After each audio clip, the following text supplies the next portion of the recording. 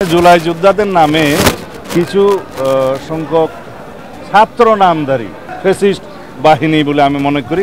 জুলাই যোদ্ধা যারা গতকালকে আহত হয়েছে তাদেরকে ফ্যাসিস্ট আওয়ামী লীগের অনুসারী হিসেবে তাদেরকে আখ্যা দিয়েছেন। আমরা তীব্র নিন্দা এবং প্রতিবাদ জানাচ্ছি। জুলাই যোদ্ধা নামে একটি সংগঠন আমাদের সাথেও কথা বলেছিল, কমিশনের সাথে কথা বলেছে।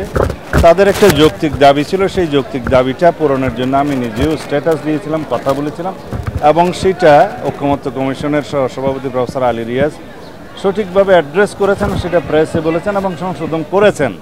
এরপরে তাদের অসন্তোষ থাকার কথা নয়। যে সমস্ত বিশৃঙ্খলা হয়েছে আমরা খোঁজ নিয়েছি, এটা তদন্তনাধীন আছে।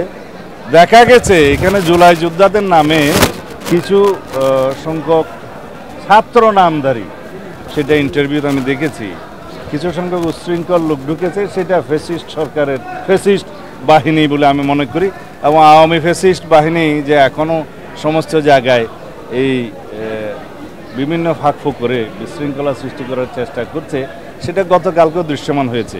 এখানে কোনো জুলাই যোদ্ধা, সঠিক কোনো জুলাই অভ্যুত্থানের সাথে জড়িত কোনো আমার মনে হয় কোনো সংগঠন অথবা কোনো ব্যক্তি জড়িত থাকতে পারে না।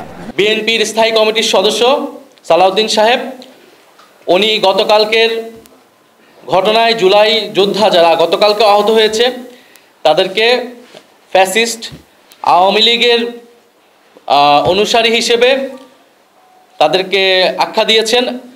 আমরা তীব্র নিন্দা এবং প্রতিবাদ জানাচ্ছি। এবং হয়তো তিনি ভুলবশত, হয়তো তার কাছে তথ্য না থাকার কারণে তিনি এরকমটা বলেছেন। যেহেতু তিনি দীর্ঘদিন দেশে ছিলেন না, যেহেতু তিনি জুলাই অভ্যুত্থানের সময় দেশে ছিলেন না, রাজপথে ছিলেন না, সেহেতু হয়তো তিনি জানেন না যে কে রাজপথে ছিল, কারা লড়াই করেছিল, কারা বুলেটের সামনে দিয়ে দাঁড়িয়েছিল।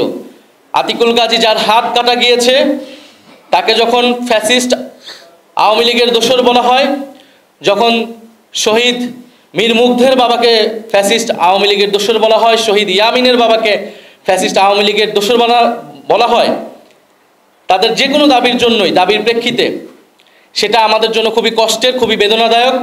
ফলে আমাদের আহ্বান থাকবে তিনি তার এই বক্তব্য অবিলম্বে প্রত্যাহার করবেন এবং সেই আহত যোদ্ধা এবং শহীদ পরিবারদের কাছে ক্ষমা চাবেন এবং তাদের সাথে বসে জুলাই গণ অভ্যুত্থানের গল্পটা শুনবেন, ইতিহাসটা শুনবেন, কারা লড়াই করেছিল, কিভাবে লড়াই করেছিল, কিভাবে এই দেশ স্বাধীন হয়েছিল এবং আজকে আমরা এখানে কথা বলতে পারছি।